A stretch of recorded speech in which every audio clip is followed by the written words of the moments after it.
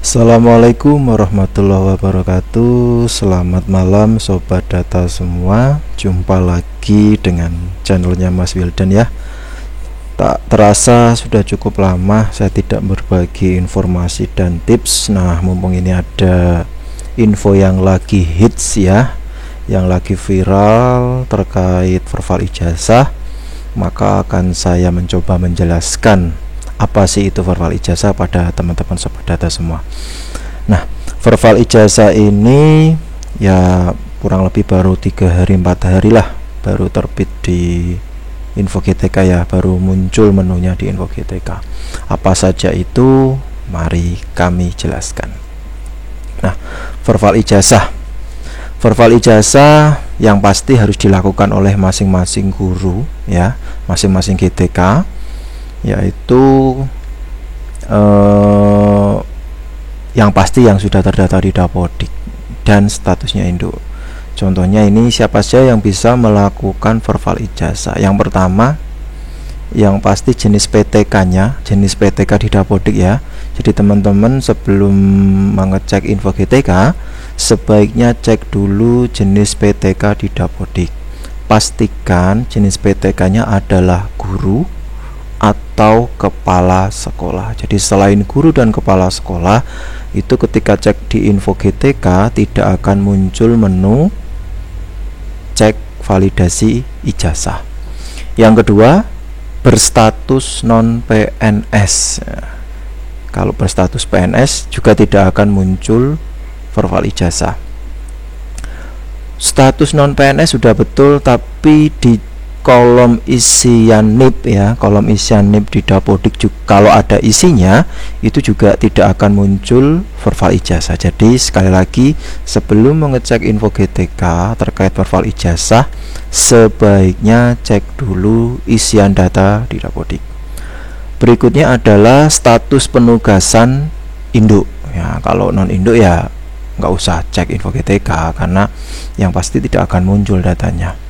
Yang berikutnya, minimal pendidikan S1 ya, sudah S1 dan datanya data S1-nya sudah dimasukkan pada data riwayat pendidikan formal. Tapi jadi kalau belum dimasukkan juga nanti dicek di Info GTK juga tidak akan muncul verval ijazah.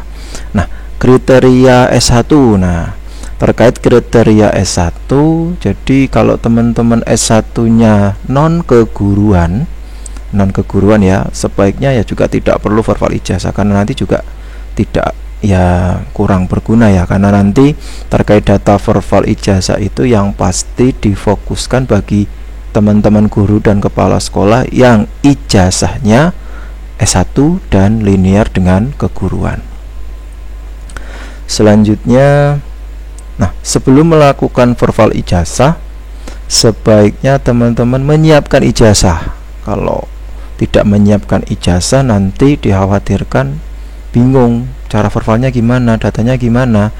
Nah, makanya tadi dijelaskan bahwa sebaiknya yang melakukan verval ijazah adalah masing-masing GTK. Kenapa? Ya karena GTK tersebut yang tahu lulusan dari mana, universitasnya mana, program studinya apa, fakultasnya apa, terus NIM-nya berapa. Yang tahu ya GTK tersebut, bukan operator ya. Nah, ini sebelum mengecek kelulusan di Info GTK ya terkait verval ijazah, sebaiknya cek dulu data kelulusan Anda. Kurang lebih ini alamatnya ada di forlab.ristekdikti.go.id/mahasiswa. Yang kedua pddikti.kemdikbud.go.id, yang ketiga ijazah.kemdikbud.go.id. Nah, silakan dicek di salah satu laman itu supaya nanti ketika mau mengecek di verval ijazah ya, saya yakin kalau ketemu di data ini ya, di laman ini pasti di portal cek ijazah pasti nama kampusnya ketemu. Karena kalau ketika cek di portal verval ijazah nama kampusnya tidak ketemu ya, itu yang perlu dipertanyakan, kampusnya terdaftar enggak. Atau mungkin ketika cek berdasarkan pencarian NIM atau nama mahasiswa tidak ketemu, juga dipertanyakan dulu kuliahnya atau ijazahnya legal enggak. Nah, itu juga seharusnya dicek di sini dulu ya. Ini yang halaman Forlab Ristek Dikti, dan yang ini PD Dikti Kemdikbud ini juga sama. Nanti di explore aja, di explore sendiri ya, isinya seperti apa. Nah, ini untuk mengecek keaslian ijazah terdaftar atau tidak di 3 portal ini ya. Sebaiknya dicek dulu. Kalau sudah ketemu, nah baru bisa ngecek di Info GTK. Nah, untuk mengecek data Info GTK atau cek data verval ijazah, bagi teman-teman yang belum bisa login ke Info GTK langsung, bisa melakukan atau mengecek melalui laman PTK Datadik, ptk.datadik.kemdikbud.go.id dengan menggunakan akun masing-masing GTK yang terdaftar di Dapodik. Nah, bagaimana caranya untuk mendapatkan akun tersebut? Nah, silahkan teman-teman GTK, guru dan kepala sekolah yang belum mengetahui akun GTK-nya, silahkan berkoordinasi dengan operator masing-masing satuan pendidikan, karena yang mendaftarkan kan operator di portal SP Datadik. Minta emailnya apa, username-nya apa, dan passwordnya apa. Jadi nanti silakan buka alamat ini ptk.datadik.kemdikbud.go.id. Nanti kurang lebih tampilannya seperti ini ya. Nah, saya sarankan ketika membuka portal ptk.datadik.kemdikbud.go.id menggunakan browser Google Chrome ya, supaya bisa tampil maksimal. Karena saya beberapa browser ya, yang paling maksimal adalah Google Chrome. Pilih login menggunakan SSO, ini diklik aja. Nanti tampilannya seperti ini. Di sini judulnya autentifikasi pengguna PTK Dapodik. Nah, nanti silakan masukkan username. Username itu adalah email dan password GTK. Setelah itu klik masuk. Setelah masuk, teman-teman nanti tampilannya kurang lebih seperti ini. Nah, untuk mencari link info GTK, silahkan pilih menu biodata. Biodata ini diklik. Setelah diklik, di bagian identitas paling bawah, di bawah sendiri ya, di scroll ke bawah aja. Nah, di sini ada info GTK. Buka info GTK ini, diklik saja.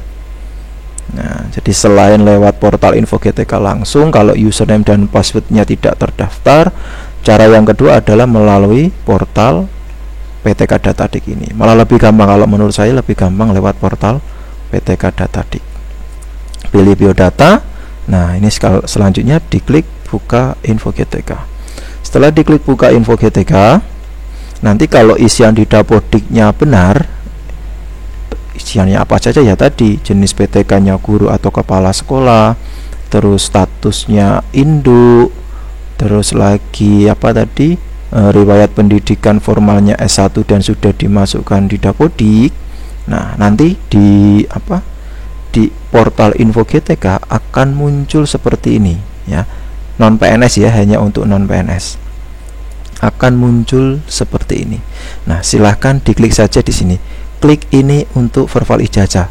Sebelum itu, nah ini sehubungan dengan adanya rencana pelaksanaan seleksi P3K, pastikan data program studi Anda sudah terverifikasi sesuai dengan data link sebagai berikut. Catatannya ini jelas.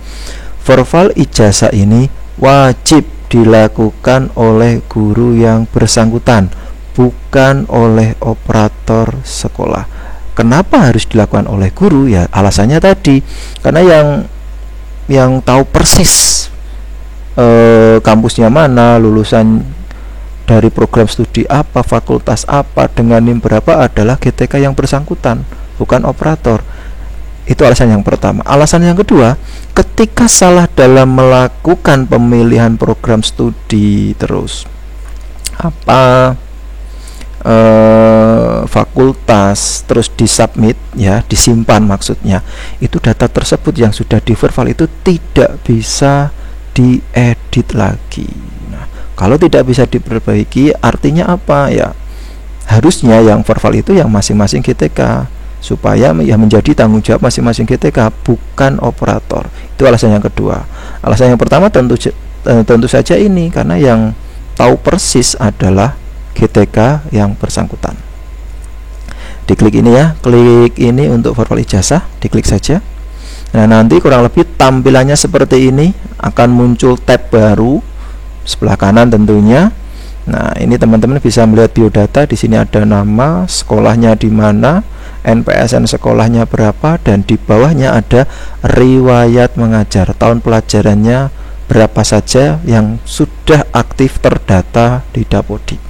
Kok hanya muncul sampai dengan tahun 2012 ya, karena Dapodik rilis pertama kali itu ya kurang lebih tahun pelajaran 2012-2013. Jadi tidak mulai dari awal mengajar yang sebelum tahun 2012.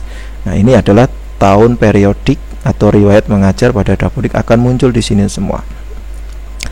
Selanjutnya, nah di bagian sebelah kanan nanti teman-teman akan diminta mencari yang pertama, nama perguruan tingginya, nanti dicari di sini ya. Yang kedua, menentukan fakultas, fakultasnya apa. Yang ketiga, prodinya apa, dan yang keempat, memasukkan NIM. Kalau sudah dipilih semua dan sesuai dengan data di ijazah, silakan diklik cek. Nah, setelah diklik cek, nanti akan keluar data Anda. Apakah ketika diklik cek NIM-nya keluar nama Anda atau tidak. Nah, kalau sudah sesuai, silakan nanti akan muncul menu simpan. Ingat, tadi sudah saya sampaikan, kalau sudah tersimpan, maka datanya akan direkod oleh sistem dan tidak bisa diperbaiki lagi. Nah, kalau ada kasus seperti itu ya sebaiknya yang melakukan verbal adalah masing-masing GTK, atau misal nih dilakukan oleh operator dan didampingi oleh GTK yang bersangkutan. Jangan di verbal sendiri. Istilahnya operator jangan melakukan verbal sendiri tanpa didampingi oleh GTK yang bersangkutan. Dan sebaiknya ya lebih baik memang dilakukan oleh guru yang bersangkutan atau GTK yang bersangkutan. Itu kalau sudah sesuai, silakan disimpan. Nah, misalnya ketika memasukkan NIM, kok tiba-tiba namanya yang muncul nama orang lain. Nah, ini yang perlu dipertanyakan. Apakah memang dulu kuliahnya di situ atau tidak? Jangan-jangan pemilihan pemilihan kampusnya salah, pemilihan perguruan tingginya salah, fakultasnya salah, prodinya salah. Itu yang perlu dicek kembali. Nah, kalau sudah disimpan, nanti akan tersimpan di portal Info GTK atau di servernya sendiri sebenarnya, tapi di-linkkan dengan Info GTK. Untuk mengeceknya, misalnya mau ngecek kembali datanya yang kemarin yang sudah di verbal di mana, tampilan seperti apa, bisa dicek di Info GTK di sebelah kanan di bagian bawah identitas ya, sebelah kanan. Nanti di bagian riwayat pendidikan formal ini nanti ada link atau menu baru, cek hasil validasi. Ini diklik saja.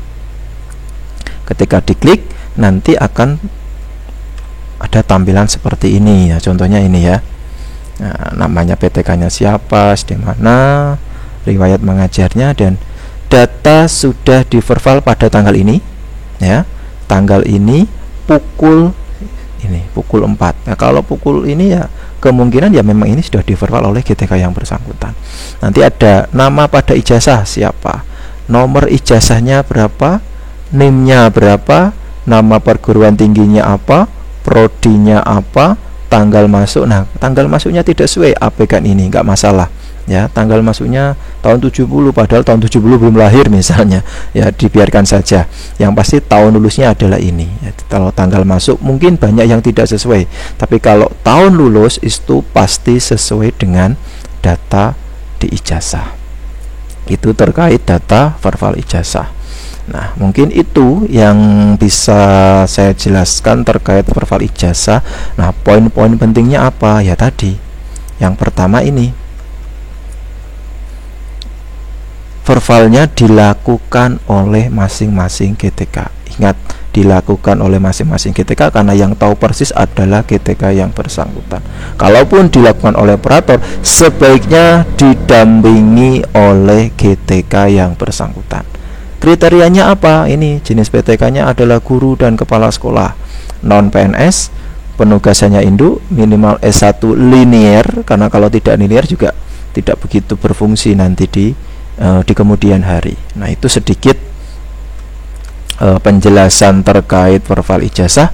Semoga bisa bermanfaat, dan yang paling penting lagi, minta tolong di like, share, dan subscribe-nya, karena subscribe itu gratis. Terima kasih. Wabillahi taufiq wal hidayah. Assalamualaikum warahmatullahi wabarakatuh.